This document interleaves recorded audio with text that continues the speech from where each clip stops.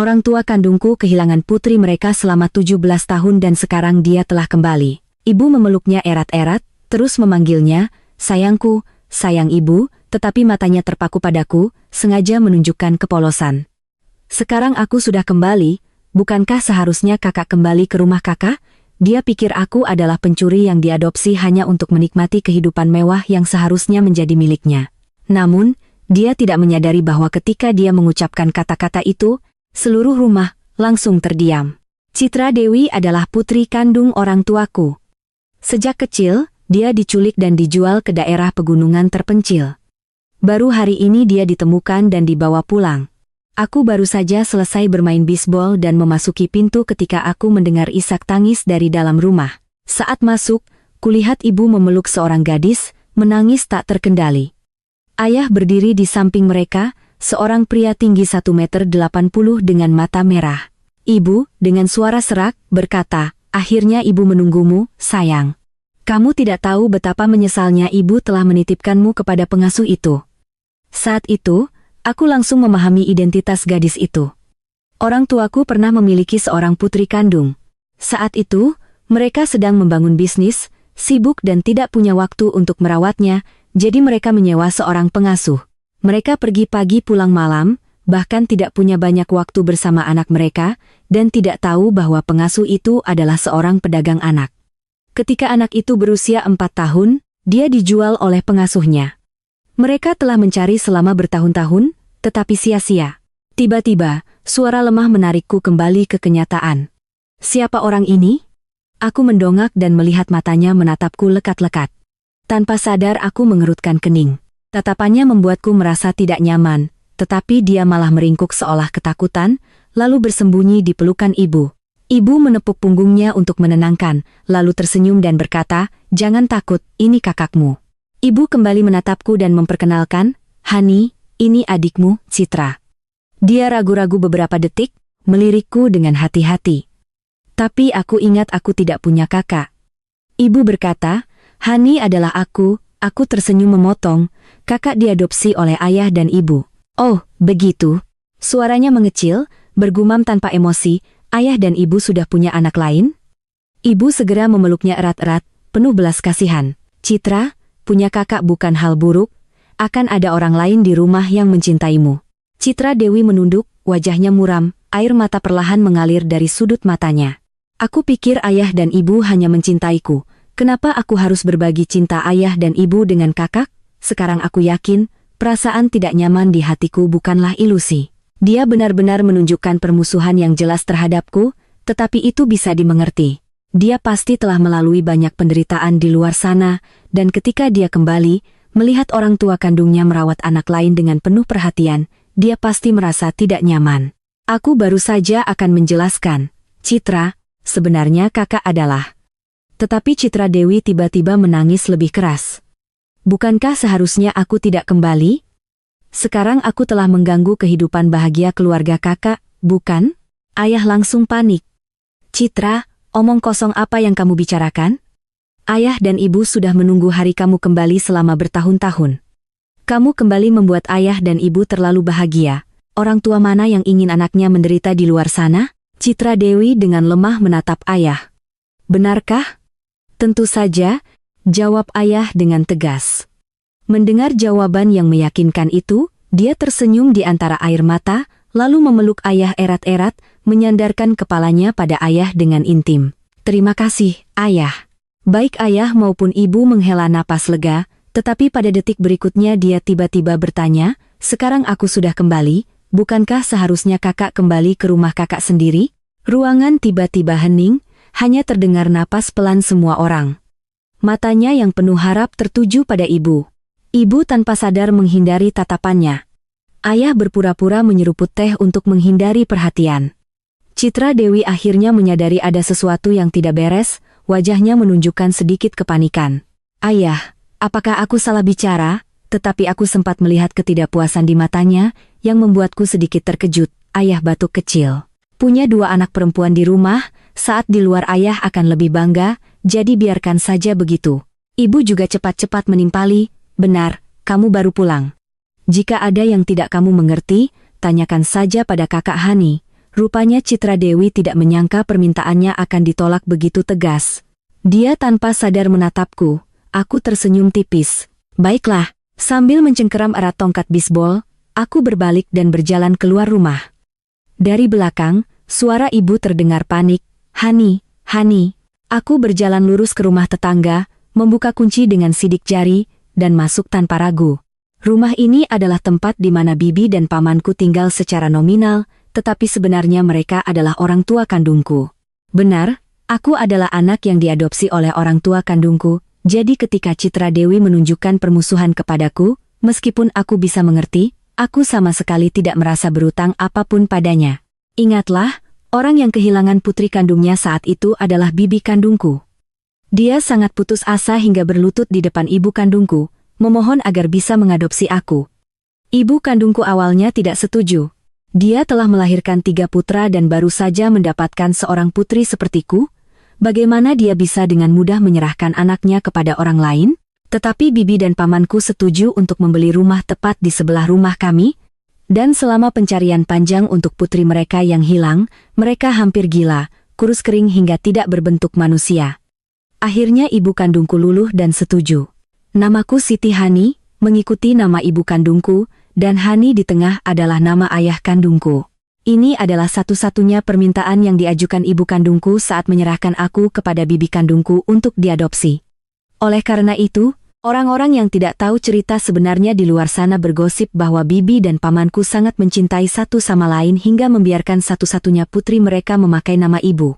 Bahkan Citra Dewi mengira aku menjalani kehidupan mewah yang seharusnya menjadi miliknya, menikmati kasih sayang dan perhatian yang seharusnya dia dapatkan. Namun, kenyataannya aku memang pantas mendapatkan cinta tanpa batas. Jujur saja, jika aku dibesarkan di bawah perawatan orang tua kandungku, hidupku akan 1000 kali lebih bahagia dari sekarang, karena aku memiliki pasangan orang tua yang romantis dan saling mencintai, seorang kakak sulung yang CEO dominan dan berkuasa, seorang kakak kedua yang lembut seperti batu giok, dan seorang kakak ketiga yang sutradara berbakat dan berjiwa bebas. Aku punya banyak dukungan, dan semuanya kuat. Mengingat tatapan Citra Dewi yang penuh dendam dan tidak nyaman, aku mendengus pelan. Mungkin hari-hari mendatang tidak akan lagi tenang. Sepupuku yang baru kembali ini jelas-jelas seorang gadis polos yang licik. Sejak aku mulai memiliki ingatan, orang tua kandungku dan kakak-kakakku tidak pernah mengabaikanku. Bahkan ketika bibi dan paman sibuk bekerja, mereka merawatku dengan sangat hati-hati. Mereka berkali-kali memberitahuku bahwa meskipun aku diadopsi oleh bibi, rumah orang tua kandungku selalu menyambutku kapan saja. Oleh karena itu, mereka secara khusus menyiapkan kamar sendiri untukku, lengkap dengan ruang baca dan ruang piano khusus untukku. Jadi, setiap kali aku kembali ke sini, aku tidak pernah merasa canggung sama sekali. Aku hanya berbaring santai di sofa, menikmati buah-buahan, dan bersantai. Tiba-tiba, terdengar langkah kaki terburu-buru di luar pintu. Orang tua angkatku masuk dengan tergesa-gesa. Hani, Hani, ada apa? Melihatku, ibu menghela napas lega, lalu memegang wajahku, suaranya penuh kekhawatiran. Hani sayang ibu, apakah kamu merasa tidak nyaman? Citra baru saja kembali, jadi dia masih sensitif. Jangan marah, ya. Aku bertanya balik, jadi aku harus menanggung perasaan dibenci? Ayah terkejut, cepat-cepat menjawab, apa yang kamu katakan? Ayah dan ibu sudah melihatmu tumbuh dari kecil hingga dewasa seperti sekarang. Kamu tetap putri kandung kami. Siapa yang berani tidak memperlakukanmu dengan baik? Ibu juga menimpali, Hani, apa yang kamu katakan itu sama saja dengan menyakiti hati ibu. Aku menghela napas. Baiklah, tapi aku tidak mau pulang dan mendengar dia mengucapkan kata-kata sial itu. Aku akan tinggal di sini beberapa hari.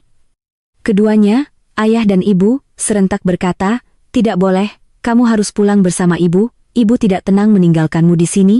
Keduanya, masing-masing memeluk bahuku dan menarik tanganku, membawaku kembali ke rumah sebelah. Mungkin mereka takut aku akan tinggal di rumah orang tua kandungku dan tidak mau kembali lagi.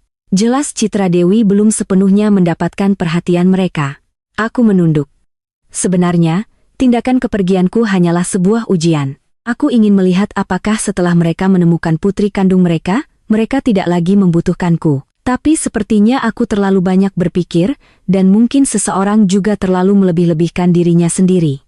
Secara tidak sengaja, mataku melirik ke jendela di lantai 2, menyadari ada siluet di balik tirai. Aku tersenyum tipis. Citra Dewi, putaran ini aku menang. Sebenarnya, aku tidak memiliki niat jahat yang besar terhadap Citra Dewi. Bagaimanapun, dia adalah putri kandung orang tuaku, dan kenyataannya dia juga sepupuku. Meskipun aku sedikit sombong, aku selalu melindungi orang-orang terdekatku. Saat pertama kali bertemu dengannya, ada sedikit rasa kasihan di hatiku, tetapi sayangnya, tindakannya yang baru saja tiba di rumah langsung ingin aku pergi membuatku langsung kehilangan semua simpati. Jika dia tidak ingin menerimaku sebagai kakaknya, aku juga tidak perlu berusaha keras untuk berteman dengannya. Setelah pulang, Citra Dewi secara lahiriah tidak lagi langsung bersikap agresif kepadaku, tetapi di belakang punggungku dia penuh dengan trik-trik kecil. Dia sengaja menunjukkan kedekatan dengan ibu di depanku, menggunakan wajah lembutnya untuk memenangkan hati para asisten rumah tangga. Dia berusaha menunjukkan kepolosan dan kelembutannya, mencoba menekankan perbedaan antara dia dan aku, tetapi aku hanya berdiri dan melihat dengan dingin, tanpa reaksi apapun. Hanya orang-orang yang pernah kekurangan cinta yang menganggap cinta sebagai sesuatu yang besar, sedangkan aku, yang sejak kecil sudah dikelilingi oleh cinta, tidak pernah peduli dengan sedikit perasaan kecil, juga tidak perlu aktif menuntut, karena bahkan ketika aku tidak melakukan apa-apa, aku tahu bahwa aku selalu dicintai. Oleh karena itu, di hadapan trik-triknya yang canggung, aku tidak repot-repot mempedulikannya. Namun, meskipun aku tidak ingin memperhitungkan, setiap hari ada seseorang yang berkeliaran di depanku, itu benar-benar membuatku tidak nyaman. Jadi, aku langsung menelepon kakak sulung. Aku merangkum intinya hanya dalam 4 kata, transfer uang saku segera. Kakak sulung menelepon balik, suara bising di sekitar menunjukkan dia masih dalam rapat. Hani, apakah kamu merasa tidak nyaman? Aku tanpa sadar bermanja, ya, Citra Dewi sangat menyebalkan. Setiap hari dia mencari cara untuk membuat masalah denganku. Kakakku menenangkan, jangan khawatir, ada aku di sini. Tunggu sampai aku selesai perjalanan dinas, aku akan memindahkan kartu keluargamu ke rumah kita. Aku dengan lembut meyakinkan, kakak tenang saja, aku tidak akan membiarkan diriku dirugikan. Begitu telepon ditutup, akunku langsung menerima tambahan 30 juta rupiah, dengan catatan uang saku. Aku tersenyum cerah, berganti pakaian, bersiap untuk berjalan-jalan. Saat aku menuruni tangga, ku dengar tawa riang di ruang tamu. Kulihat Citra Dewi duduk manis bersandar pada ibu, keduanya tertawa dan berbicara dengan gembira. Saat menyadari gerakan, dia mendongak dan memberiku tatapan penuh provokasi. Aku tersenyum tipis, berpikir apakah dengan begitu dia bisa membuatku cemburu. Saat aku melewati sofa, ibu melihatku seolah-olah aku bersiap untuk keluar, lalu mengeluarkan ponselnya. Hani, saat berbelanja, jangan berhemat ya, ibu transfer uang untuk kamu pakai. Aku menjawab, ya, dan segera melihat wajah Citra Dewi gelap. Dalam pikirannya, semua uang di rumah ini seharusnya menjadi miliknya, tidak boleh digunakan olehku, orang luar. Kadang-kadang aku merasa itu sangat menarik, seperti memelihara mainan kecil yang bisa berubah ekspresi. Citra Dewi tiba-tiba berkata, "Ibu, bolehkah aku pergi berbelanja bersama? Aku belum pernah jalan-jalan di pusat perbelanjaan di kota besar." Ibu langsung merasa kasihan, teringat ini adalah kali pertama baginya, lalu berkata, "Tentu saja, ibu akan menemanimu." Ibu kembali menatapku, suaranya penuh keakraban. "Sayang, apakah kamu berencana mengambil tas yang sudah dipesan tempo hari? Biar ibu menemanimu." "Ya." Aku tahu ibu khawatir jika aku melihatnya hanya pergi bersama Citra Dewi, aku akan merasa tersinggung. Tidak. Sebenarnya, aku berencana menolak, tetapi sekilas melihat tatapan penuh dendam Citra Dewi, aku langsung berubah pikiran. Baiklah. Saat masuk mobil, Citra Dewi buru-buru duduk di samping ibu. Aku hanya meliriknya dengan dingin, lalu masuk ke garasi dan mengambil mobil Maserati. Saat melaju melewati mereka, aku melihat jelas wajah Citra Dewi yang penuh rasa cemburu dan penyesalan. Aku tersenyum tipis. Wawasan yang sempit sekali. Kamu pikir aku akan ikut dalam permainan membosankan ini bersamamu? Sungguh naif. Hal terbaik yang kulakukan adalah melanggar semua aturan ketika aku tidak setuju. Tetapi Citra Dewi juga cukup pandai menahan diri. Dia dengan cepat menarik kembali ekspresinya. Kakak memang hebat, tidak sepertiku. Ini pertama kalinya aku melihat mobil seindah ini. Aku memakai kacamata hitam, suaraku malas. Kalau suka, pandangilah beberapa kali lagi. Setelah mengatakan itu, aku melambaikan tangan, menginjak gas, dan pergi. Ketika sampai di pusat perbelanjaan, aku kebetulan bertemu mereka. Ibu memegang tanganku, suaranya lembut, "Ayo kita ambil tas yang sudah kamu pesan dulu, Hani." "Ya," jawabku senang. Seperti biasa, aku memeluk lengan ibu dengan akrab. Citra Dewi ditinggalkan di belakang, sepertinya marah karena kejadian barusan, wajahnya tiba-tiba murung, tidak lagi menunjukkan senyum palsu seperti biasanya. Tiba-tiba, ku dengar teriakan Citra Dewi yang kesal dari belakang, "Ibu!" Mereka tidak mengizinkanku masuk. Ibu baru menyadari bahwa Citra Dewi dihentikan oleh penjaga di pintu. "Citra, kenapa kamu mundur?" Ibu langsung melangkah maju dan membawanya masuk. Citra Dewi menangis, berlari ke pelukan ibu. "Mereka tidak mengizinkanku masuk. Apakah kakak tidak mau aku ikut?" Aku berdiri di sana, tanpa ekspresi, dalam hati memuji aktingnya. Apa aku orang sejahat itu sampai melakukan hal ini, lalu juga difitnah? Ibu buru-buru menjelaskan, "Apa yang kamu katakan, Citra? Penjaga tidak mengenalimu, jadi dia meminta kita untuk antre saja." Citra Dewi, dengan mata berkaca-kaca, berkata dengan sedih, "Kalau begitu, kenapa kakak tidak perlu antre?" Aku tidak bisa menahan tawa. Karena kakak adalah pelanggan VIP di sini. Aku melihat jelas keterkejutan sesaat di wajah Citra Dewi. Segera setelah itu adalah tatapan penuh rasa cemburu. Dia berkata dengan suara sedih, "Dulu, sekeluarga kami hanya menghabiskan 20 juta rupiah setahun." Ibu langsung merasa kasihan, memeluk Citra Dewi erat-erat.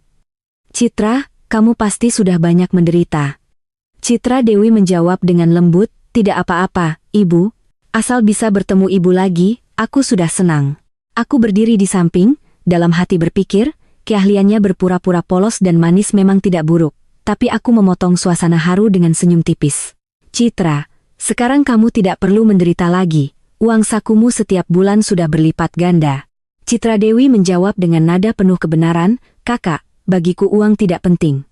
Hal yang paling membuatku bahagia adalah seluruh keluarga bisa bersama." Kata-kata ini menyentuh hati ibu. Dia menatap Citra Dewi dengan tatapan lembut, haru, dan bahagia. Aku menoleh dan menghela napas. Memang duel antara gadis polos yang licik dan gadis bodoh yang hanya tahu menghabiskan uang. Pemenang dan pecundang sudah jelas. Penjual mulai memperkenalkan tas yang sudah kupesan.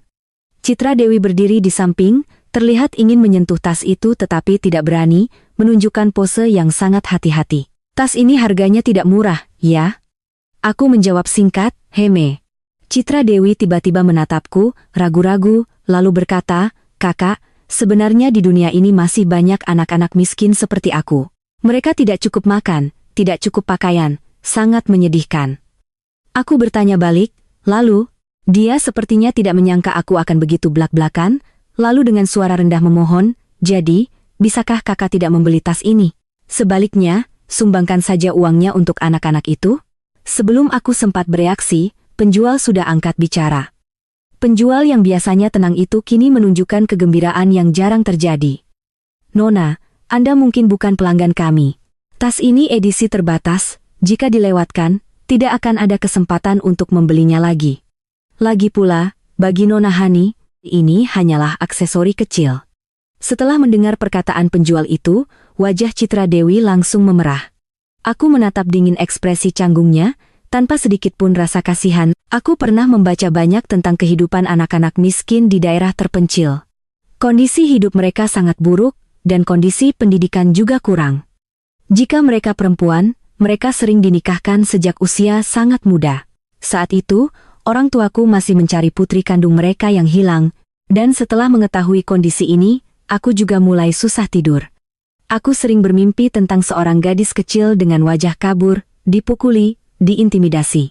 Gadis itu kurus, lemah, rambutnya dipotong pendek seperti anak laki-laki, selalu menunduk, punggungnya membungkuk. Aku memikirkan adikku yang belum pernah kutemui, takut dia juga mengalami hal serupa. Oleh karena itu, aku menarik semua uang sakuku, memberikannya kepada kakak sulung, dan memintanya untuk mendirikan yayasan amal. Aku berharap dapat berkontribusi membantu anak-anak perempuan di daerah terpencil, dan juga berharap jika adikku adalah salah satu dari mereka, meskipun kami tidak menemukannya, dia masih bisa hidup lebih baik. Namun, kemunculan Citra Dewi benar-benar menghancurkan ilusiku. Aku bisa menerima bahwa dia adalah orang biasa, dan aku bersedia melindunginya seumur hidup, tetapi hal yang tidak bisa kutoleransi adalah kenyataan bahwa dia adalah orang yang penuh perhitungan, cerdas, dan licik. Kakak, katakan sesuatu. Citra Dewi pura-pura lemah mendesakku. Aku menoleh ke penjual. Tolong bungkus ini untukku. Citra Dewi menatapku dengan kaget, seolah aku baru saja melakukan sesuatu yang tak termaafkan. Aku tersenyum dan bertanya kepadanya, menurutmu aku terlalu egois, ya? Citra Dewi menunduk. Aku tidak berani, hanya saja aku pikir kakak memiliki kemampuan untuk membantu mereka. Aku tiba-tiba bertepuk tangan. Kamu memiliki hati seperti itu, sungguh mengagumkan. Citra Dewi terkejut, matanya terbelalak. Apa? Aku menoleh ke ibu dan menyarankan, jika adik sudah memiliki niat baik, bagaimana kalau kita mendirikan yayasan amal atas namanya saja? Ibu mendengar itu, terlihat senang tetapi masih ragu. Tapi Citra hanya punya 100 juta uang saku setiap bulan, dan adik yang baru pulang ini polos dan sederhana. Jika memegang terlalu banyak uang, takutnya dia akan ditipu.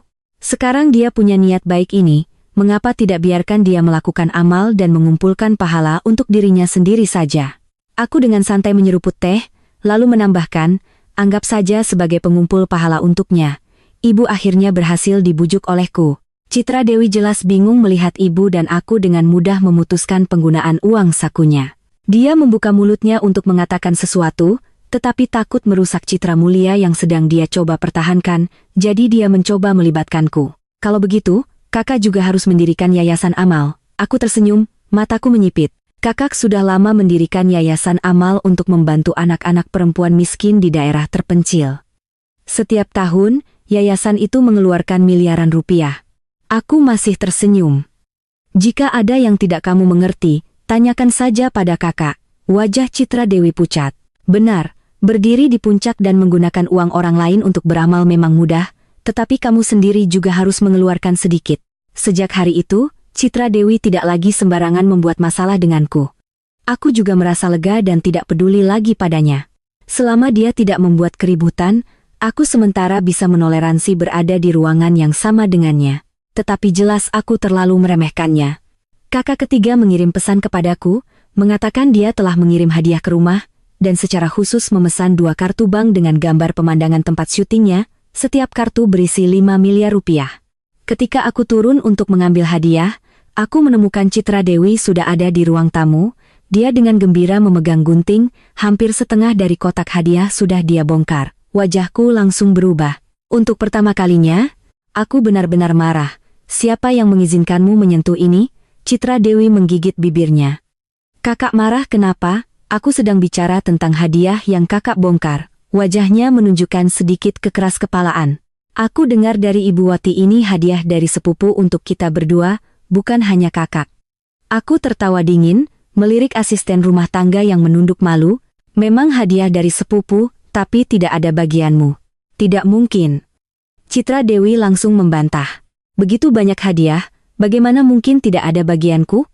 Aku menatapnya, merasa sangat muak, lalu memutar rekaman suara kakak ketiga. Hani, aku akan segera pulang. Hadiah seperti biasa sudah kukirimkan. Ambil saja yang kamu suka. Citra Dewi langsung terpuruk, matanya memerah, menggelengkan kepala, bingung. Kenapa? Jelas-jelas aku adalah sepupu kandung dia. Aku tidak sopan, memutar bola mataku. Aku adalah adik kandungnya. Citra Dewi mengira aku menyindir, lalu dengan marah ingin pergi. Aku berdiri di depannya. Berhenti. Kembalikan kartunya. Dia masih keras kepala. Kartu apa? Aku menatapnya dengan mengejek. 2 kartu, total 10 miliar rupiah. Jika kamu tidak mengembalikannya, aku akan melapor ke polisi. Mendengar aku menyebutkan jumlah uang di kartu, matanya berbinar. Karena aku telah meyakinkan ibu untuk mentransfer sebagian besar uang saku Citra Dewi ke Yayasan Amal, saat ini dia hanya memiliki sekitar 5 hingga 6 juta rupiah sebulan. Menurut penjual langganan, setiap kali Citra Dewi datang ke pusat perbelanjaan, dia hanya berani mencoba tas tanpa membeli karena takut diremehkan. Dia hanya bisa membeli syal sutra atau sepasang sandal, lalu pulang. Dia tidak mengatakan kartunya milik kakak, ada 2, siapa tahu 1 milikku? Citra Dewi berkeras, aku diam. Sungguh tidak bisa dipercaya betapa tidak sopannya dia. Citra Dewi mengira aku tidak punya jawaban, semakin puas diri. Menurut logika, aku adalah sepupu kandung dia.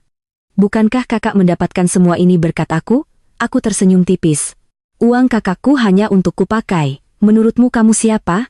Citra Dewi tidak menyangka aku akan langsung memarahi begitu. Dia tertegun sesaat. Matanya melirik ke arah pintu dan air mata langsung mengalir deras.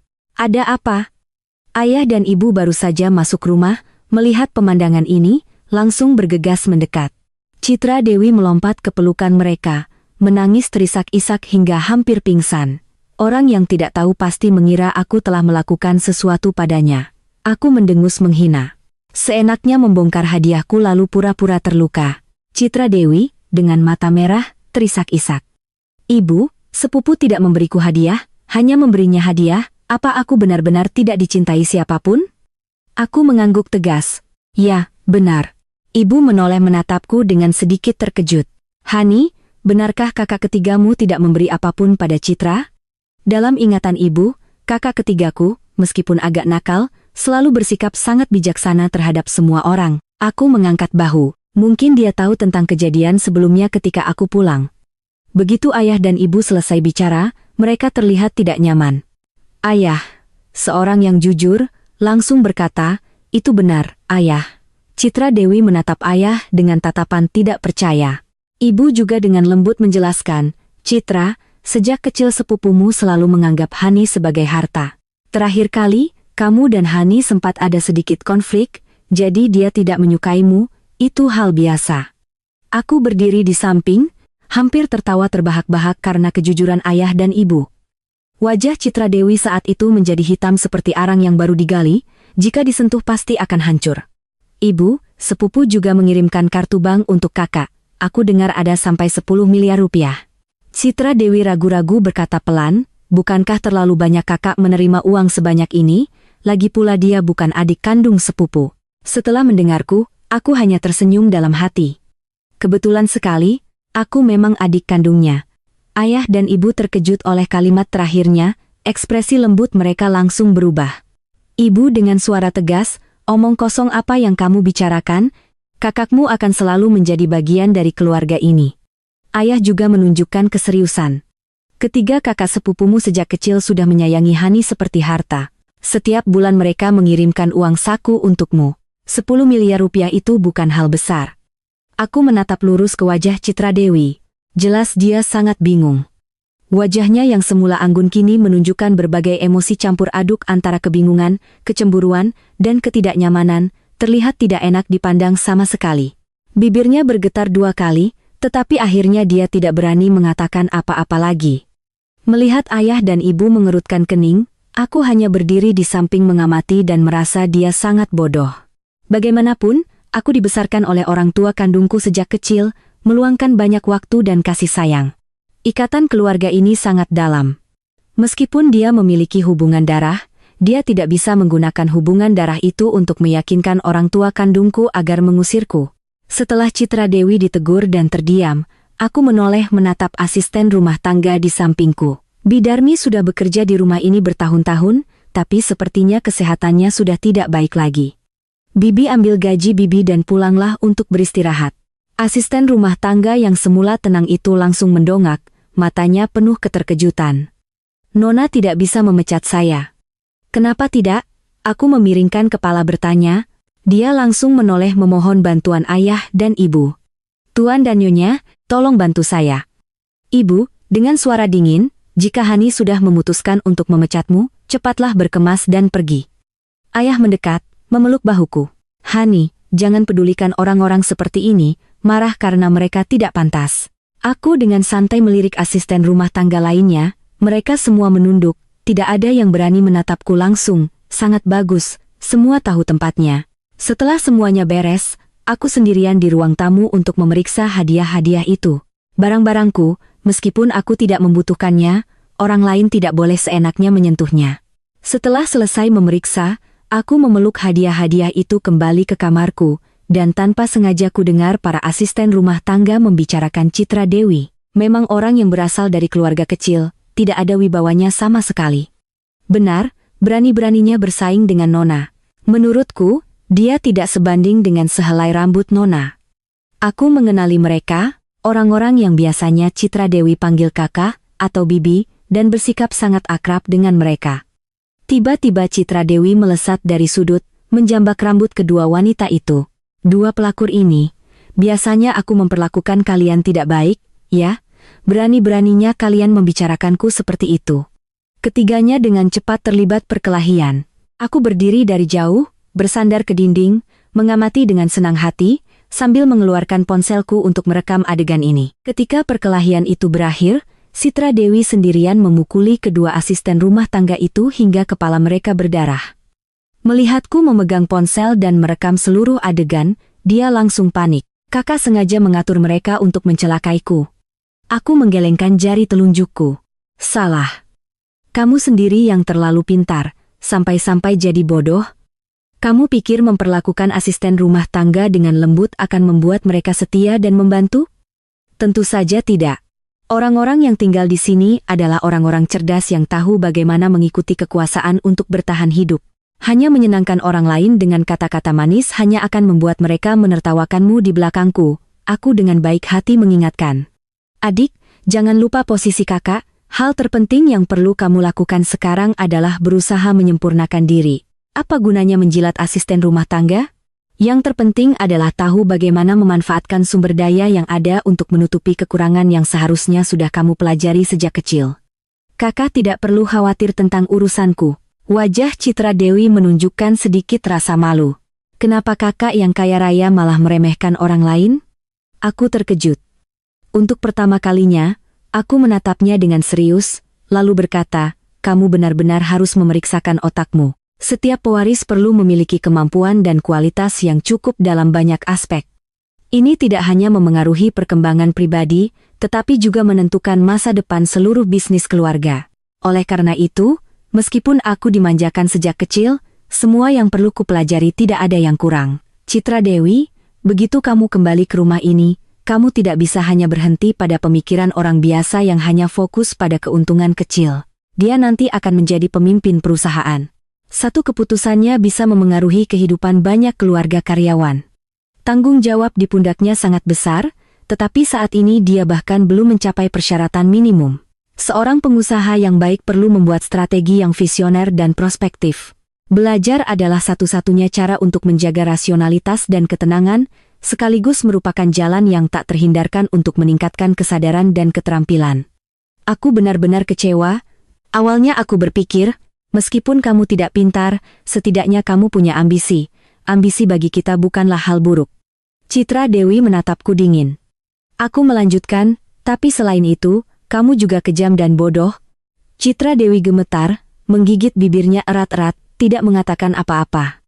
Aku dengan santai berkata, adik, kakak tidak bermaksud menyerahkan perusahaan padamu. Jika kamu yang mengelola perusahaan, itu akan bangkrut. Apa yang kakak katakan? Dia panik, tidak percaya, lalu berteriak, aku adalah putri kandung ayah dan ibu. Aku mengangkat bahu dengan polos. Lalu kenapa? Sudah kubilang sebelumnya, di sini ada hukum rimba yang baru.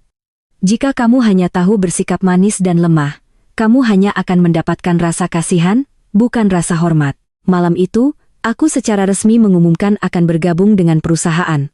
Ayah sangat senang. Ayah sudah berkali-kali menawarkan, akhirnya kali ini kamu setuju.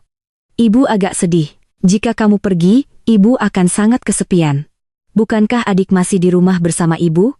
Aku sengaja menyebut satu-satunya orang yang diam di meja makan. Citra Dewi sedang melamun entah kemana.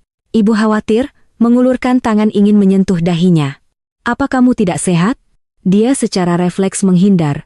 Matanya menunjukkan sedikit rasa jijik. Ibu melihat tangannya berhenti di udara. Citra Dewi baru tersadar, berpura-pura menyedihkan menatap ibu. Ibu, aku tidak sengaja. Tidak apa-apa. Jika kamu tidak sehat, pergilah beristirahat. Citra Dewi berdiri dan meninggalkan meja. Ibu masih terlihat bingung. Dia berkata, ibu merasa ada yang aneh dengan Citra. Tatapannya padaku tidak seperti melihat ibu kandungnya. Aku bertanya. Lalu tatapan seperti apa? Sesuatu seperti rasa hormat yang menyanjung, tetapi bercampur sedikit penghinaan. Aku mengerutkan kening. Kedengarannya sangat kontradiktif. Ayah tidak banyak berinteraksi dengan Citra Dewi, jadi dia tidak terlalu peduli, hanya berkata, mungkin dia belum terbiasa. Benarkah? Aku diam-diam mencatat ini dalam hati. Tidak lama kemudian, aku dengan cepat mapan di perusahaan. Ayah merasa lebih nyaman dan secara bertahap mengurangi kunjungannya ke perusahaan. Citra Dewi juga tidak lagi membuat masalah, hanya tinggal di rumah dengan patuh. Sesekali, saat bertemu denganku, dia bahkan menyapa dengan sangat sopan. Aku merasa ada sesuatu yang aneh. Berdasarkan apa yang kutahu tentang Citra Dewi, tidak mungkin dia hanya puas dengan beberapa kata dariku. Namun, dia sepertinya telah menerima takdir, tidak lagi mencoba bersaing denganku. Sebaliknya, dia menjalani kehidupan seorang nona muda kaya raya. Dia pergi berbelanja, jalan-jalan, berteman. Sementara ini, aku belum menemukan motifnya. Aku mengetuk meja dengan jariku, berpikir bahwa aku suka tantangan. Perubahan Citra Dewi menunjukkan bahwa dia masih memiliki sedikit kecerdasan. Ini membuatku mulai sedikit tertarik padanya. Biarkan aku menebak cara apa yang akan dia gunakan untuk menghadapiku. Aku menduga dia akan terlebih dahulu berpura-pura patuh untuk mengurangi kewaspadaanku, lalu bekerja sama dengan teman-teman yang dia jalin untuk menjatuhkanku bersama. Aku diam-diam menyiapkan strategi perlawanan, tetapi kemudian menemukan Citra Dewi terlalu tenang. Sekarang dia bahkan tidak lagi tertarik untuk bermain di luar, hanya tinggal di rumah dan bersih. Tepat ketika aku hampir lengah, seorang asisten rumah tangga yang panik mendatangiku. Ada apa? Aku melihatnya terlihat khawatir, ragu-ragu dan tidak bisa mengatakan apa-apa, yang membuatku memiliki firasat buruk. Nona, akhir-akhir ini saya sering melihat Nona Citra keluar masuk kamar tuan di tengah malam. Bidarmi memejamkan mata seolah mengumpulkan seluruh keberanian untuk mengatakannya. Aku hampir mengira aku salah dengar, wajahku langsung dingin. Aku memperingatkan Bidarmi, Bibi tahu persis apa yang Bibi katakan, kan? Fitnah bisa masuk penjara. Bidarmi sangat yakin. Awalnya saya juga mengira saya salah lihat, tapi setelah itu saya sengaja memperhatikan, saya sudah melihatnya berkali-kali. Seluruh tubuhku kaku, berusaha menenangkan diri agar tidak banyak berpikir. Bidarmi mengerutkan kening dan berkata, Nona Citra sering datang di tengah malam, sekitar jam 2 atau 3 pagi baru keluar. Selain itu, dia juga memakai pakaian yang sangat terbuka. Pulpen di tanganku jatuh ke lantai, tanganku gemetar menelepon ibu. Ibu di mana? Ibu sedang liburan di destinasi liburan mewah. Suara ibu terdengar bahagia. Hatiku terasa dingin. Ibu pergi kapan? Kenapa aku tidak tahu? Akhir-akhir ini aku sibuk dengan proyek besar, sering bekerja sampai larut malam, dan kadang-kadang aku tinggal di apartemen dekat kantor tanpa pulang ke rumah. Ibu melihatmu sibuk, jadi tidak ingin mengganggumu. Perjalanan ini diatur oleh teman Citra yang bekerja di bidang pariwisata untuk ibu. Ibu sangat senang, jangan khawatirkan ibu. Sebuah perasaan dingin menyelimuti hatiku. Aku meraih jaketku dan langsung bergegas keluar. Asistenku, seorang gadis yang baru direkrut, sangat tenang dan mantap, dengan cepat datang, bertanya khawatir, Direktur, apakah ada yang perlu saya lakukan? Aku merasa yakin dengan kemampuannya. Aku berkata, aku ada urusan mendesak yang perlu diselesaikan di rumah. Sisa pekerjaan, jika kamu merasa bisa mengatasinya, langsung saja kerjakan. Dia sedikit terkejut, tetapi segera menjawab, baik, Bu. Aku puas menarik pandanganku dan mengemudi pulang secepat mungkin. Sesampainya di rumah, aku tepat waktu melihat ayah sedang bersiap untuk keluar bersama Citra Dewi. Ayah melihatku sedikit terkejut. Seharusnya kamu di kantor sekarang, kan? Apa kamu lupa dokumen penting? Tidak. Mataku penuh keraguan melirik mereka berdua, membawa sedikit penyelidikan. Kalian mau kemana? Ayah menepuk ransel di punggungnya. Ayah dan adikmu akan pergi berkemah. 2 orang pergi berkemah bersama. Pemandangan seorang pria dan seorang gadis sendirian di hutan belantara membuat hatiku tertekan. Perasaan mual yang tak terhindarkan muncul. Ada apa, Hani? Apa kamu tidak sehat? Ayah menatapku khawatir. Aku mengamati wajahnya dengan cermat, tetapi tidak menemukan hal yang aneh. Tanpa bukti konkret, aku tidak bisa buru-buru membuat kesimpulan. Aku berusaha tetap tenang. Aku beralasan, akhir-akhir ini aku agak flu, hari ini aku pulang lebih awal untuk beristirahat. Kamu sakit? Ayah mengerutkan kening. Apakah kamu terlalu lelah bekerja akhir-akhir ini sehingga daya tahan tubuhmu menurun? Mungkin. Aku mengambil kesempatan itu untuk menyarankan, Ayah, bisakah Ayah tinggal di rumah bersamaku? Aku ingin makan sup bakso buatan Ayah. Ayah selalu memanjakanku, tetapi kali ini dia jarang menunjukkan keraguan. Biarkan Ayah selesai berkemah dengan Citra, lalu Ayah akan pulang dan memasakkannya untukmu, ya. Ya Tuhan, sepertinya Ayah benar-benar sangat peduli pada Citra Dewi. Aku berusaha keras untuk bersikap keras kepala. Tidak boleh, Ayah harus tinggal di rumah bersamaku. Melirik Citra Dewi yang tersenyum lembut di sampingku, aku berpura-pura merajuk. Aku akan pindah kembali ke rumah. Jika Ayah tidak sering pulang, Ayah pasti akan melupakanku. Bagaimana Ayah bisa melupakan Hani Ayah? Baiklah, Ayah akan tinggal di rumah. Ayah akhirnya menyerah, tetapi di wajahnya masih ada sedikit kepura-puraan. Aku menatap dingin Citra Dewi, menggertakkan gigi. Apa sebenarnya yang dia rencanakan? Mungkin kembaliku telah membuat Citra Dewi waspada, karena setelah itu Bidarmi tidak lagi melihatnya masuk kamar Ayah di tengah malam. Aku terpaksa menahan kekhawatiran dan menunggu kesempatan untuk menangkap kesalahannya. Untuk menyembunyikan niatku, aku memasang kamera super mini di koridor lantai 2. Seminggu berlalu, tetapi masih belum ada kemajuan. Sebaliknya, aku melihat Ayah sering meminta Citra Dewi masuk ke ruang kerjanya, tetapi aku tidak tahu apa yang mereka lakukan di sana. Aku mengamati dengan sangat cermat sikap Ayah terhadap Citra Dewi dan tidak menemukan sesuatu yang berlebihan. Citra Dewi bersikap sangat sopan, biasanya hanya memeluk lengan Ayah atau bersandar di bahunya dengan intim, persis seperti hubungan ayah anak. Keraguan di hatiku perlahan-lahan pupus. Aku berusaha meyakinkan diri sendiri bahwa mungkin di antara mereka hanya ada cinta ayah anak yang murni, tetapi suara lain dalam diriku mengejek, keluarga mana yang punya anak perempuan di tengah malam berpakaian terbuka masuk kamar ayahnya? Aku terpecah antara dua pemikiran. Pekerjaan di perusahaan sangat penting. Kadang-kadang aku harus menandatangani dokumen di tengah malam. Villa keluarga terlalu jauh dari perusahaan, membuat komunikasi denganku tidak nyaman.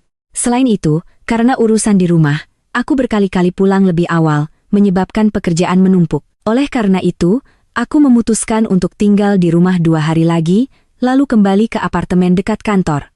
Saat makan malam, asistenku mengirim pesan meminta aku menandatangani beberapa dokumen. Aku meminta sopir untuk mengantarnya, dan saat dia masuk, tiba-tiba ku dengar suara di lantai atas. Citra Dewi berdiri di balkon lantai 2, wajahnya panik dan ketakutan, terlihat sangat tidak stabil, seolah dia baru saja menyaksikan sesuatu yang tidak bisa diterima. Aku tidak menunjukkan ekspresi, diam-diam menatap ke arah matanya dan menemukan dia menatap ke arah asistenku.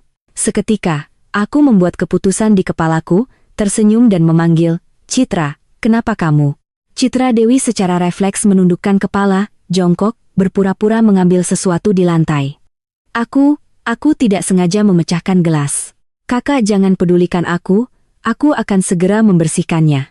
Aku menatapnya, dia berusaha menyembunyikan ekspresinya, hatiku penuh keraguan. Apa sebenarnya yang dia sembunyikan? Aku tahu betul latar belakang asistenku. Dia berasal dari keluarga miskin, orang tuanya sudah meninggal, dan dia adalah salah satu dari sedikit orang yang menerima beasiswa dari yayasanku dan berhasil mencapai prestasi tinggi dalam ujian masuk perguruan tinggi. Dia adalah gadis yang pekerja keras, cerdas, dan terampil. Oleh karena itu, ketika aku baru masuk perusahaan dan membutuhkan orang yang bisa dipercaya, aku membawanya sebagai asistenku. Hal yang membuatku penasaran adalah mengapa orang yang sombong dan sia-sia seperti Citra Dewi takut pada asistenku.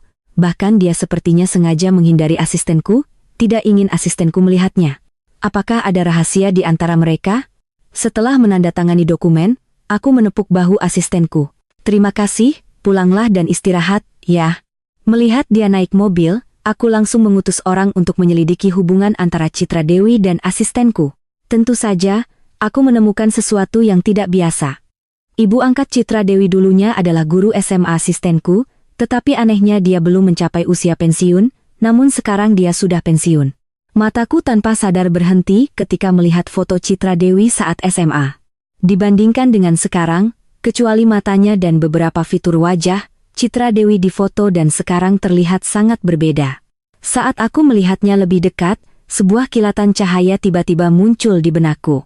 Aku teringat wajah asistenku dan tiba-tiba menyadari bahwa mereka berdua memiliki kemiripan yang mencurigakan. Hanya saja asistenku biasanya memakai kacamata berbingkai hitam dan menjaga ekspresi serius, sementara Citra Dewi selalu tersenyum, jadi aku tidak langsung menyadarinya. Tetapi hari ini, ketika aku melihat kedua foto itu dengan cermat, sebuah pemikiran yang sangat liar muncul di benakku. Apakah ada sesuatu yang tidak biasa di antara mereka? Keesokan paginya, sebelum keluar rumah, aku memeluk ayah. Saat dia tidak memperhatikan, aku dengan cerdik mengambil sehelai rambutnya. Setelah itu, aku memberi isyarat kepada asisten rumah tangga yang berdiri di dekatnya. Dia baru saja keluar dari kamar Citra Dewi. Saat dia memberiku kunci mobil, dia diam-diam memberiku sehelai rambut lagi. Keluar dari rumah, aku langsung menelepon kakak kedua, direktur rumah sakit, memintanya mengatur tes DNA. Ayah dan anakku akan segera datang. Meskipun itu tes darurat, hasilnya tetap membutuhkan 2 hingga 3 hari. Sepanjang perjalanan, aku terus memikirkan apa yang terjadi beberapa hari terakhir dan tiba-tiba merasa takut. Jika Citra Dewi tidak memiliki hubungan darah dengan ayah, maka dia mengenakan pakaian terbuka di tengah malam dan masuk kamarnya tidak berbeda dengan seorang wanita yang masuk kamar pria. Jika itu kenyataannya, selain dia sengaja merayu ayah, tidak ada cara lain untuk membenarkan dirinya. Jika dia tahu bahwa dia tidak bisa melawanku ketika aku secara bertahap mengambil alih kendali di perusahaan, dan dia memilih untuk menyerang ayah sementara ibu dan aku bahkan belum sempat bereaksi, maka itu sepenuhnya mungkin untuk mengubah taktik dari bersaing denganku menjadi bersaing dengan ibu. Sayangku, bersaing untuk mendapatkan harta akan jauh lebih menguntungkan daripada menggunakan identitas palsu. Segala sesuatu secara bertahap terhubung, jawabannya semakin jelas. Citra Dewi mengenalku seperti aku mengenalnya. Jika dugaanku benar, dia tahu aku akan mulai curiga, dan malam ini dia akan bertindak. Aku segera meminta sopir untuk mempercepat laju mobil pulang. Aku buru-buru turun dari mobil dan berlari masuk. Aku mencari di mana-mana, dari ruang kerja, ruang tamu, hingga kamar tidur, tetapi aku tidak menemukan ayah. Aku menghentikan asisten rumah tangga yang lewat. Ayah dan Nona Citra di mana? Tuan dan Nona baru saja pergi. Aku merasa panik. Pergi kapan? Sekitar setengah jam yang lalu. Aku langsung berlari ke bawah, sambil berlari aku menelepon kakak ketiga. Kamu punya teman polisi, cepat bantu aku melacak posisi mobil ayah. Untuk menghemat waktu, aku memilih mobil tercepat di garasi, lalu di bawah arahan kakak ketiga, aku mengambil jalan pintas untuk mencegat mereka. Tetapi aku masih terlambat 1 langkah. Ketika aku sampai di hotel, mobil mereka sudah terparkir di bawah hotel sejak lama. Aku dengan cepat menemukan nomor kamar, dan memegang kunci pas, bersiap untuk mendobrak pintu. Tiba-tiba pintu terbuka. Ayah keluar, wajahnya penuh amarah dan ketidaknyamanan. Sudah berapa kali kukatakan, ini inses, kamu harus pergi ke dokter. Melihatku, dia tertegun. Hani, kenapa kamu di sini? Citra Dewi berlari keluar dari kamar, menangis terisak-isak, memeluk ayah erat-erat. Ayah, aku cinta ayah. Aku menatap ayah lekat-lekat, wajahnya sesekali pucat, sesekali merah, jelas sangat malu. Orang-orangku yang kubawa segera menarik Citra Dewi menjauh dari ayah. Ayah menghela napas lega, lalu berteriak kepada pengawal, cepat bawa dia ke dokter, periksa apakah itu penyakit mental atau masalah psikologis. Citra Dewi berontak tanpa henti, menangis dan berteriak keras di koridor. Aku merasakan sakit kepala yang menusuk. Jika tidak dihentikan, takutnya ada yang salah paham mengira ini penculikan dan melapor ke polisi, itu akan sangat merepotkan. Aku memerintahkan pengawal untuk membekap mulutnya dan menariknya secara paksa. Duduk di dalam mobil, ayah menatapku khawatir dan bertanya, Hani, kapan kamu mengetahui hal ini? Bidarmi menemukan Citra Dewi masuk kamar ayah di tengah malam. Wajah ayah langsung gelap. Bagaimana dia juga tahu? Aku memotong ayah. Ayah, jangan khawatirkan itu. Katakan padaku, apa sebenarnya yang terjadi antara ayah dan Citra Dewi? Tidak ada apa-apa, ayah buru-buru berkata. Ah, tidak, antara ayah dan dia hanya hubungan ayah-anak. Aku menatap ayah, wajahku penuh keraguan. Ayah menghela napas, lalu menceritakan seluruh kejadian. Ternyata, pada malam ibu pergi liburan, Citra Dewi menyelinap masuk kamar ayah di tengah malam, hanya mengenakan gaun 2 tali, yang membuat ayah ketakutan. Tetapi karena memikirkan kasih sayang ayah anak, ayah tidak banyak berpikir dan duduk membaca buku bersamanya. Ayah mengeluh, adikmu memang tidak sepintar kamu. Buku sederhana pun harus lari bertanya pada ayah terus. Aku memutar bola mata, terus terang menunjukkan, dia ingin menarik perhatian ayah untuk melakukan hal lain. Ayah menunjukkan ekspresi jijik seolah baru menelan sesuatu yang tidak enak, lalu ayah baru menyadari bahwa dia semakin aneh, sering mendekati ayah dan berkata dia mencintai ayah, ingin bersama ayah. Aku melanjutkan, dia melihat ayah tidak mengerti isyaratnya, jadi dia beralih dari menyarankan menjadi langsung bicara. Ayah menghela napas. Bukankah ini inses? Dia melanjutkan, ayah curiga adikmu terpengaruh psikologis setelah diculik, jadi ayah tidak ingin memprovokasinya, hanya berusaha menasihati dengan lembut untuk mengubah pikirannya. Aku mengerti. Jadi ayah sering membiarkan dia masuk ruang kerja untuk membicarakan hal-hal itu? Ayah mengangguk. Benar, tetapi dia tidak pernah mendengarkan. Ayah berpikir lingkungan rumah tidak baik, jadi ayah berencana mengajaknya berkemah, berharap pemandangan alam akan membantunya menenangkan diri. Aku tercekat. Ayahku yang sekarang sudah paruh baya, hobi terbesarnya adalah mendaki gunung. Menurutnya, gunung dan sungai membantu membuka pikiran. Ayah serius? Ayahku menutupi wajahnya. Ya, ayah pikir dia sudah mengerti. Siapa sangka hari ini dia malah menipuku untuk berkemah lalu langsung membawaku ke hotel? Begitu masuk kamar, dia langsung mulai menanggalkan pakaiannya, membuat ayah ketakutan setengah mati. Dugaanku langsung terkonfirmasi. Bahkan tanpa hasil tes DNA, aku bisa memastikan bahwa Citra Dewi bukanlah putri kandung orang tuaku. Aku menyampaikan dugaan ini kepada ayah. Ayah dan paman sangat marah, menggertakkan gigi. Jadi, apa maksud dari dia yang menempel dan membelit ayah selama beberapa hari terakhir? Aku menatap ayah dengan penuh simpati. Anggap saja ayah sial. Ayahku berdiri dengan marah. Ayah akan menuntutnya atas pelecehan. Aku mengingatkan, tapi jika ayah melakukan itu, bukankah ibu akan tahu bahwa Citra Dewi mendekati ayah atas nama putrinya? Ayahku langsung melunak. Benar juga, Hani. Kamu jangan pernah beritahu ibu tentang ini, ya? Tentu saja aku tidak akan mengatakan hal menjijikkan seperti itu. Bagaimana bisa membuat ibu khawatir? 2 hari kemudian, hasil tes DNA sudah keluar. Benar saja, Citra Dewi bukanlah putri kandung orang tuaku, dan asistenku, Sari Lestari, adalah putri kandung mereka. Aku mencari Sari Lestari. Dia masih dengan tenang mengatur dokumen di tangannya, tidak menunjukkan sedikit pun keterkejutan. Aku bertanya dengan penasaran, kenapa kamu bisa begitu tenang? Sari Lestari tersenyum. Mungkin karena aku puas dengan hidupku saat ini, jadi aku tidak memiliki banyak emosi terhadap perubahan yang akan datang. Aku berpikir sejenak, lalu berkata, kalau begitu, untuk memulai, aku akan mempromosikan dan menaikkan gajimu. Sari Lestari diangkat menjadi direktur utama perusahaan, yang membuat seluruh perusahaan gempar. Keesokan harinya, perusahaan mengeluarkan pengumuman resmi yang mengumumkan identitasnya.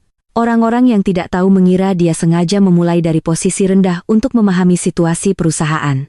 Sari Lestari mendatangiku, matanya penuh pertanyaan. Kakak sudah mengumumkan identitasku, bagaimana dengan kakak? Aku menutup dokumen, mengulurkan tangan kepadanya. Halo, adikku. Sari Lestari tertegun. Seminggu kemudian, orang tua kandungku kembali dari luar negeri. Ketiga kakakku juga telah selesai bekerja dan pulang. Kedua keluarga duduk di ruang tamu, suasana hangat dan ceria. Tiba-tiba, ibu kandungku berkata, sekarang Sari Lestari juga sudah kembali, jadi pindahkan saja kartu keluarga Hani ke rumah kami. Suasana langsung hening. Ibuku dengan tegas menjawab, tidak boleh, sudah berapa tahun, biarkan saja seperti dulu. Orang tua kandungku saling pandang, air mata langsung mengalir deras, menangis sangat sedih. Ibu dan ayahku saling pandang, bingung, untuk sementara tidak tahu harus berkata apa. Ketiga kakakku melihat itu, lalu ikut campur dalam percakapan. Sari Lestari tetap tersenyum, wajahnya tenang dan lembut di hadapan segalanya. Aku mengangkat alis dan bertanya, kenapa kamu senang? Dia menatapku lalu dengan lembut menjawab, aku senang untuk kakak. Sejak aku mulai bekerja di perusahaan, aku selalu khawatir aku akan merepotkan kakak. Aku sedikit bingung. Merepotkan kakak? Aku tidak mengerti hal-hal rumit dunia orang kaya. Sepertinya tidak ada yang mau membagi warisan mereka dengan orang lain, kan? Sari Lestari dengan lembut berkata. Aku terkejut menatapnya. Kamu selalu memikirkan orang lain seperti itu? Sari Lestari jelas bukan orang dengan kepribadian seperti itu. Ketika kebenaran tentang identitasnya belum terungkap, dia telah menemaniku bernegosiasi pekerjaan, menghadapi rubah tua yang licik, dan tidak pernah menyerah. Aku hanya memikirkan kakak, kata Sari Lestari. Jika bukan karena bantuan kakak, aku tidak akan menjadi seperti hari ini. Aku memeluk bantal, tertawa dalam hati, dan dalam benakku terlintas kembali gambaran gadis kurus dengan rambut pendek dan ketat, merasakan keajaiban takdir. Aku telah menuntut Citra Dewi, menuntutnya untuk mengembalikan semua uang yang telah dia gunakan setelah memalsukan identitasnya. Hari aku dan Sari Lestari memindahkan kartu keluarga kami adalah hari persidangan berlangsung. Setelah mendengar hakim membacakan putusan, aku dan Sari Lestari tertawa lega. Saat keluar dari pengadilan, kami bertemu Citra Dewi. Saat itu, dia sedang dimarahi oleh pasangan Parubaya berambut abu-abu. Citra Dewi menatap kami, dengan tatapan penuh dendam dan kejahatan, suaranya serak. Kalian berdua sudah puas, kan? Aku berusaha menahan tawa, menggelengkan kepala. Aku baru puas setelah kamu mengembalikan semua uangku. 70 miliar rupiah, jumlah yang tidak akan pernah dimiliki banyak orang seumur hidup, tetapi kehidupan Citra Dewi akan selamanya terbebani oleh angka itu. Apakah itu Nona Sari Lestari? Wanita Parubaya di samping Citra Dewi menatap Sari Lestari dengan tatapan bingung. Sari Lestari dengan tenang menjawab, lama tidak bertemu, Bu Guru. Aku penasaran menatap guru SMA Sari Lestari itu dan mendengar cerita tentang bagaimana Citra Dewi memalsukan identitasnya. Saat SMA, Sari Lestari sangat disayangi oleh guru ini, sehingga dia menganggap guru itu sebagai ibu kandungnya. Keduanya sangat akrab. Kemudian, guru itu kebetulan melihat program pencarian kerabat di televisi dan mengenali beberapa detail tentang Sari Lestari, perlahan-lahan menebak identitas aslinya. Tetapi alih-alih melaporkannya, dia semakin akrab dengan Sari Lestari, sekaligus diam-diam melakukan operasi plastik pada putrinya agar memiliki penampilan yang mirip dengan Sari Lestari. Setelah itu, mereka secara aktif menghubungi dan secara bertahap menggantikan identitas Sari Lestari. Aku tiba-tiba teringat, ketika Citra Dewi baru datang, aku pernah bertanya kepada ibu, bagaimana dia bisa begitu yakin itu putrinya. Ibu berkata, dia melihat tahi lalat merah di bahu Citra Dewi. Aku menduga, di bahu Sari Lestari juga ada tahi lalat merah yang persis sama. Ayo pergi, suara Sari Lestari menarikku kembali ke kenyataan. Setelah berjalan beberapa saat, aku meliriknya. Masih sedih? Sari Lestari tersenyum, matanya berkaca-kaca seolah akan menangis. Dulu aku benar-benar menganggapnya seperti ibuku. Aku merangkul bahunya, berpura-pura acuh tak acuh. Jangan dipikirkan lagi, ibu kandungmu masih di rumah menunggumu makan. Sari Lestari menjawab dengan yakin, ya. Tahun depan, Sari Lestari mengundurkan diri dari pekerjaannya. Departemen SDM membawa surat pengunduran dirinya ke hadapanku. Aku menghela napas, mengusap dahi. Seharusnya kakak yang pergi, kenapa kamu yang pergi? Dia tersenyum cerah. Kakak adalah pemimpin alami. Perusahaan ada di tangan kakak membuat ayah dan ibu jauh lebih tenang daripada jika di tanganku. Lalu bagaimana denganmu? Dia berkata, aku ingin mengabdikan diri pada pekerjaan amal, membantu banyak gadis dari keluarga miskin. Sari Lestari menatapku dengan sangat serius. Seperti kakak dulu, aku selalu ingin menjadi sepertimu. Aku mengangkat bahu. Jangan memujiku begitu, aku hanya melakukan sedikit hal. Tapi bagi orang-orang sepertimu dulu, yang dulunya hanyalah rumput kecil, kamu sudah melakukannya dengan sangat baik. Aku diam, lalu melambaikan tangan. Pergi, lakukan apa yang ingin kamu lakukan. Sari Lestari adalah orang yang luar biasa. Dia memiliki idealisme, pemikiran cepat, tindakan tegas, dan kekuatan seolah-olah dia bisa menghancurkan setiap rintangan. Aku tahu lebih baik dari siapapun bahwa dia pasti akan sukses, dan kenyataan membuktikan aku memiliki mata yang jeli. Sari Lestari terkenal di mana-mana. Hari itu, bibiku menghadiri pesta 5 kali, tertawa sampai wajahnya kaku, pengguna internet sangat menghargainya, berkat itu, saham perusahaanku juga meningkat pesat. Aku dengan gembira meneleponnya. Kamu memang orang yang sukses, perusahaan kita juga banyak diuntungkan darimu. Sari Lestari menjawab dengan nada malas, perusahaan kita tidak kekurangan itu. Aku tertawa. Siapa yang pernah menolak uang tambahan? Kapan kamu pulang? Kenapa? Aku menjawab dengan sedih, kamu pergi, lalu ibu dan bibi terus memaksaku. Bulan ini aku sudah 3 kali kencan buta. Sari Lestari tidak bisa menahan tawa keras. Tunggu saja, aku akan pulang dan menyelamatkanmu. Baiklah. Aku berkali-kali merasa beruntung memiliki sepupu ini, seperti yang selalu kuinginkan sejak kecil. Dia menjalani kehidupan yang sangat baik, bahkan di luar dugaanku. Dia adalah gadis yang tangguh dan cerdas. Meskipun jalan hidupnya memiliki beberapa kekurangan, tetapi ketidaksempurnaan masih lebih baik daripada kelengkapan yang hambar. Ibu berdiri di jendela memanggil, Sari Lestari baru saja menelepon dan mengatakan dia akan pulang malam ini, menyuruh kita berkumpul di sana. Aku tersenyum dan setuju,